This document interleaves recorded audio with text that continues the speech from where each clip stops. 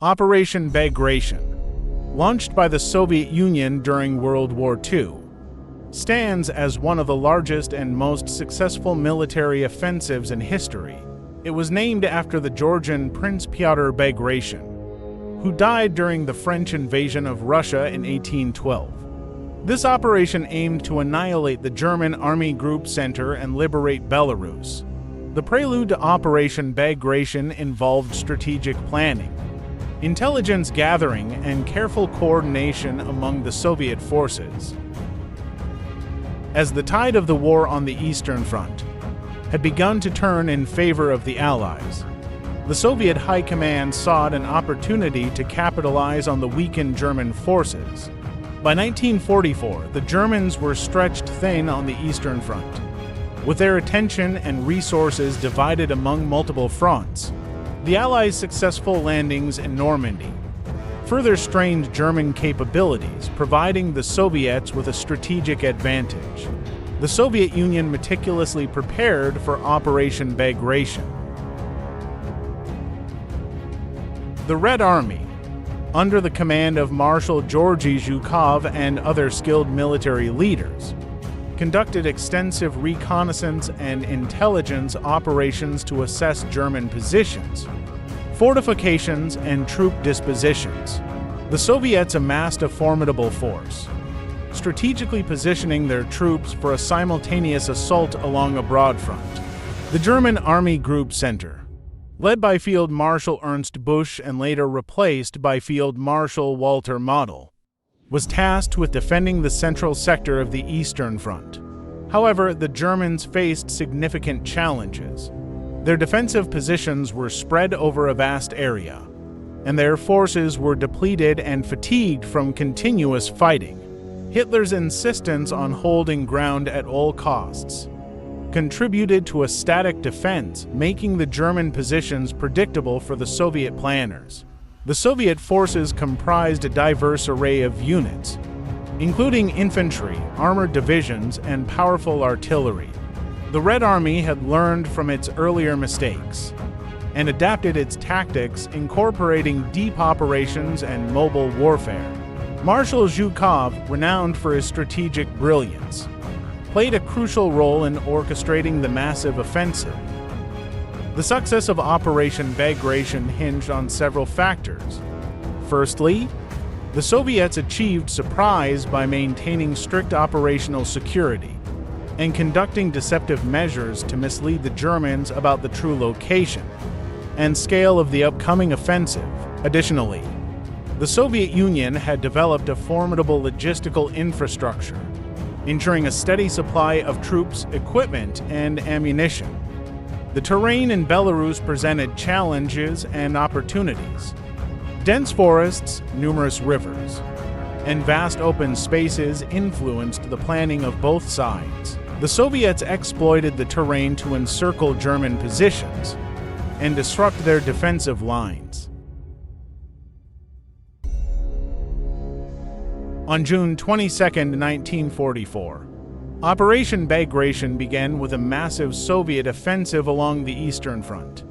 The offensive was characterized by a simultaneous assault across a wide front, catching the German forces off guard.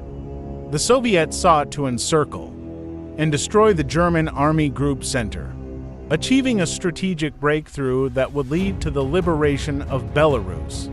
The Red Army executed deep penetrations into the German lines, encircling and isolating large portions of the enemy forces.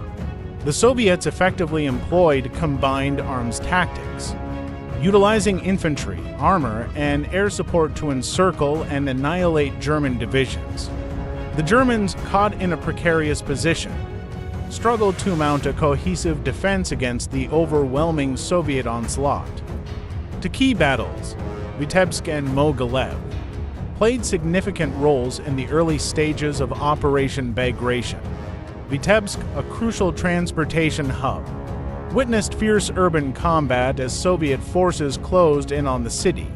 Meanwhile, Mogilev became a focal point of intense fighting, with the Red Army making substantial gains and putting further pressure on the German defenders. One of the most critical phases of Operation Bagration occurred, with the encirclement of Minsk, the capital of Belarus.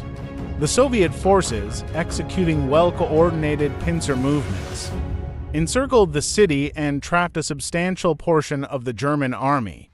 Fierce street-to-street fighting ensued, but the Germans were unable to break free from the tightening Soviet grip. As the Soviets continued their relentless advance, Army Group Center faced a catastrophic collapse.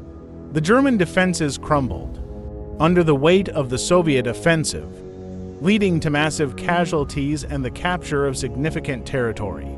The speed and scale of the Soviet success exceeded expectations, leaving the Germans in disarray and unable to establish a coherent defensive line. Following the successful encirclements and breakthroughs, the Red Army pursued the retreating German forces. The pursuit phase of Operation Bagration showcased the mobility and flexibility of the Soviet forces, preventing the Germans from regrouping effectively, liberating numerous towns and cities. The Soviets continued their advance westward, pushing the Germans further away from Soviet territory. Operation Bagration proved to be a resounding success. For the Soviet Union, the Red Army had not only liberated Belarus, but had also inflicted severe and irreparable damage on the German Army Group Center. The operation effectively marked the end of German dominance on the Eastern Front and set the stage for the subsequent Soviet offensives that would lead to the fall of Nazi Germany. The Red Army bore a substantial toll in Operation Bagration, with approximately 766,700 casualties.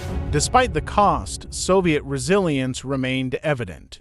This marked a pivotal moment on the Eastern Front, drastically weakening the Wehrmacht's capabilities. In the aftermath of Operation Bagration, the strategic balance on the Eastern Front shifted decisively in favor of the Allies. The Red Army's ability to coordinate massive offensives, coupled with the strategic vision of commanders like Zhukov, played a crucial role in the Soviet victory. The battle had a profound impact on the course of World War II, hastening the collapse of the Eastern Front and signaling the decline of Nazi Germany's military capabilities.